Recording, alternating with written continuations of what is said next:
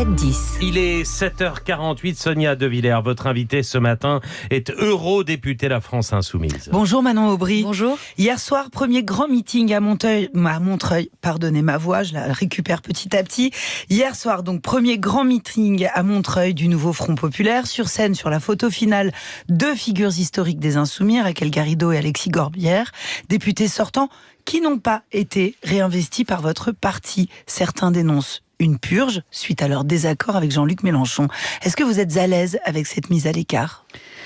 Écoutez, moi j'ai dit mes réserves en interne, mais ce qui m'intéresse, pour être honnête, c'est pas nécessairement ces 4-5 circonscriptions qui vont rester à gauche, c'est les 200, 300, 400 circonscriptions. On aura sûrement des duels entre le nouveau Front Populaire et le Rassemblement National, où on aura deux visions du monde, du pays qui s'affrontent. D'un côté, une vision raciste, sexiste, climato-sceptique, et de l'autre, un programme de progrès, de transformation sociale, donc terminé, écologique. c'est-à-dire tous les papiers de la presse ce matin qui disent à quel point ces divisions ont parasité ce premier grand meeting. Vous le balayez, moi, cela ? Honnêtement, là, je pense à des millions de gens qui sont en train de se réveiller ce matin et qui, comme moi, depuis une semaine, ont l'impression que cette semaine, honnêtement, c'est une semaine, mais le ressenti, c'est 3 ans, et qui ont une immense boule au ventre, qui ont l'estomac noué depuis une semaine.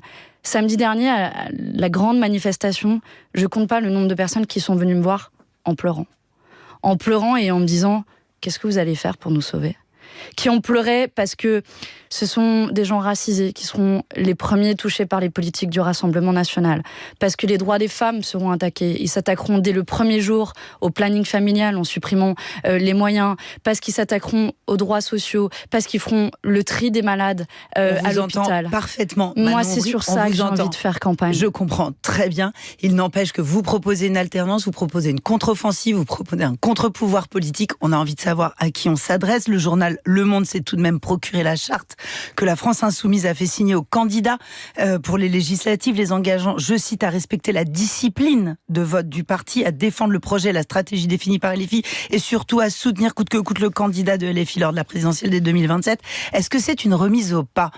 Non, est-ce qu'on est libre de critiquer ? Est-ce qu'on est libre de parler ? Est-ce qu'on est libre de penser différemment au sein de la France Insoumise ? Bien sûr qu'on y... Vous savez, ce qu'on va défendre en commun, c'est ça, là, puisqu'on est en radio, c'est le programme du nouveau Front Populaire. Vous l'avez à la main. C'est ça qu'on va défendre. Et dans ce programme, il y a l'abrogation de la réforme des retraites, il y a le blocage des prix des produits de première nécessité, il y a la hausse du point d'indice de 10% pour les fonctionnaires qui ont été maltraités depuis des années, le réinvestissement de l'hôpital public, dans l'école publique. Honnêtement, moi, c'est pour ça que je fais campagne. Alors, et c'est pour ça qu'on va aller se battre. Parlons-en de ce nouveau programme du nouveau Front Populaire. Parlons du volet économique, parce qu'il a directement trait avec l'Europe. Et je rappelle que vous êtes eurodéputé. Parmi les mesures, beaucoup de nouvelles dépenses. Hausse des retraites, hausse du revenu des fonctionnaires. Nouvelles recettes aussi. Ouais, on va parler des dépenses d'abord. Du minimum vieillesse, gratuité totale de l'école, le SMIC à 1 600 €, etc. La majorité présidentielle a chiffré l'ensemble du programme à 287 milliards d'euros. Est-ce que vous reprenez ce chiffre à votre compte ? D'abord, la majorité présidentielle, c'est Bruno Le Maire qui a chiffré avec sans doute les moyens de l'État, les moyens de son ministère, ce qui pose une question d'un point de vue démocratique et légal. Et puis quand on regarde d'un peu plus près, c'est complètement farfelu, parce qu'il surestime de 20 fois le coût de la réforme des retraites. Il prévoit que notre réforme de la CSG, en la rendant progressive, va coûter 39 milliards d'euros. Alors combien il coûte votre programme ? Alors là, en l'occurrence, la CSG progressive, ça coûte 0 €, puisqu'on la rend plus progressive. Certains coûteront, total. Coûte combien ? Ça coûtera plus cher, et d'autres coûteront moins cher.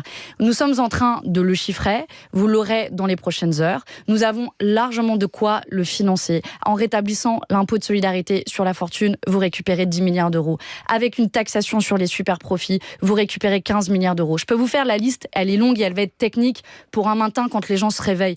Mais je veux dire, c'est une question de cap. On a un gouvernement qui a fait 50 milliards d'euros de cadeaux fiscaux aux entreprises multinationales et aux plus riches ces dernières années. 50 milliards d'euros de cadeaux fiscaux, quand nous prévoyons des recettes pour investir dans du commun, dans nos services publics, pour redistribuer les richesses. À partir de quel revenu les Français vont payer plus ? Pardon de vous poser une question aussi simple, mais c'est la question que se posent les Français. Aucun problème à y répondre. Parce qu'on leur parle de multinationales et de taxes sur les super-profits. Les gens, ils voient leur feuille d'impôt. Puisque j'ai Dominique Seux en face de moi, qui est un grand expert en matière économique, on a le premier impôt en France qui est payé, c'est pas l'impôt sur le revenu, c'est la TVA, qui est un impôt injuste et qu'on prévoit de revoir. Sur l'impôt sur le revenu, parce que j'imagine que c'est votre question, nous prévoyons que tous ceux qui gagnent moins de 4 000 € par mois, c'est-à-dire 92% des Français, payent moins d'impôts. On veut rendre l'impôt sur le revenu davantage progressif. Donc ça veut dire que ceux qui gagnent plus de 4 000 € par mois sont considérés comme riches.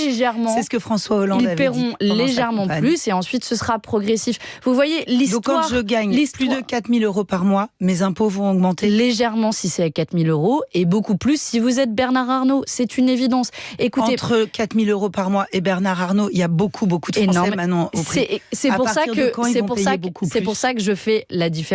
Mais vous voyez, on peut avoir un débat super technique sur le barème des impôts. Vous voyez, je le connais, le barème des impôts. C'est pas technique, c'est très concret. Je vous le donne. Est-ce que c'est un choc fiscal pour les Français ? J'insiste, c'est un choc de redistribution des richesses. Dans notre pays, on a les 500 plus grandes familles qui possèdent 45% des richesses. Et on a de l'autre côté 10 millions de pauvres. On a l'hôpital public qui suffoque. On a l'école publique qui suffoque. Je pense aux millions de fonctionnaires dans notre pays qui font vivre avec beaucoup de fierté, évidemment, mais souvent sans moyens, notre école et notre hôpital. Manon Bry, vous avez parlé de l'ISF, l'impôt de solidarité sur la fortune. Vous dites que vous en attendez 10 milliards, c'est ça ? C'est le chiffre que vous venez de prononcer, d'accord ? À l'époque où il existait... C'était 3 milliards d'euros en recettes. Bon, alors comment on passe de 3 milliards à 10 milliards ? En le rendant plus progressif et en le renforçant. Donc ça veut dire qu'il va y avoir beaucoup plus de gens considérés comme fortunés en France ? Non, on ne change pas nécessairement le seuil, mais on change le barème. De nouveau, en l'occurrence, moi, avant d'être élu au Parlement européen, je travaillais à Oxfam sur les questions de lutte contre l'évasion fiscale et de fiscalité. Donc, on peut avoir un débat très technique sur les impôts. Donc, je vous réponds. Mais de nouveau, ce que je vous dis, c'est une histoire de cap politique.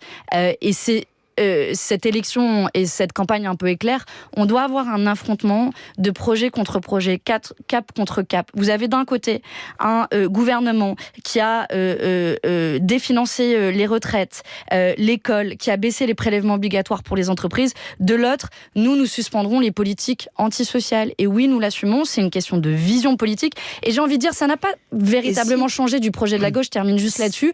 Mais je suis ravie qu'on parle enfin du sérieux de notre programme. C'est la démonstration qu'on est au seuil de l'accession au pouvoir et qu'on peut gagner cette fois-ci. Et je veux le dire aux milliers de gens qui sont désespérés par ce qu'il se passe dans notre pays depuis une semaine. On peut gagner. Manon Bry, à la réforme, à la révision de l'impôt sur le revenu, à la révision de l'ISF, si on ajoute l'instauration d'un héritage maximum, est-ce qu'on peut craindre une forme de fuite des capitaux ?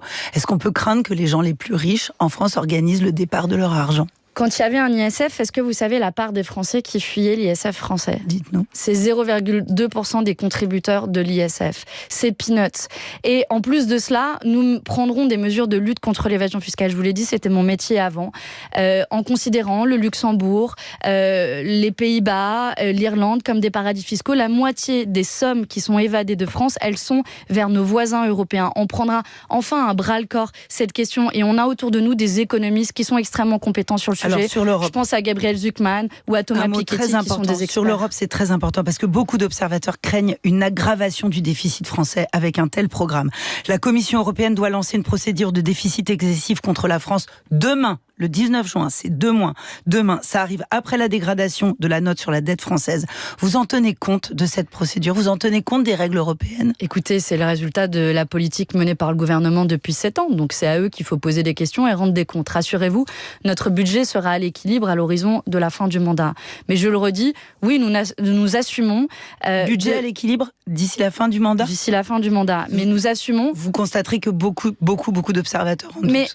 Non, mais pardon, mais en fait, moi j'en ai marre que on prenne quelques économistes libéraux et on dit que c'est pas crédible. Je vous l'ai dit, on a plein d'économistes qui nous soutiennent et qui soutiennent la crédibilité, mais surtout qui soutiennent l'horizon politique. Et puisque c'est la fin de l'interview, je voudrais terminer là-dessus.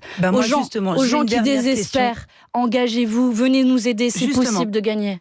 En termes d'horizon politique, je sais que vous n'allez pas aimer la question, mais elle va se poser dans quelques jours en France. Si au second tour, un électeur de la France insoumise, quelqu'un qui vous soutient, se retrouve obligé de trancher entre un candidat Renaissance et un candidat RN, que doit-il faire ? Écoutez, on verra pour donner des consignes de vote. Il est clair que pour nous, jamais aucune voix ne doit aller au Rassemblement national. Ils sont les héritiers des nazis. Ils ont été créés par des Waffen-SS. On est le 18 juin aujourd'hui, les 80 ans de l'appel du général de Gaulle. Je pense qu'il doit se retourner dans sa tombe en voyant l'état de notre pays aujourd'hui. Mais ce dont je suis sûre aussi, c'est que dans beaucoup de cas, le nouveau Front populaire peut gagner. Donc haut les cœurs, les gens, les amis, on peut y aller, on peut transformer notre pays et on peut à la fin rallumer tous les soleils, comme le disait le grand Jean Jaurès. Merci Manon. Merci à vous. Et merci Sonia De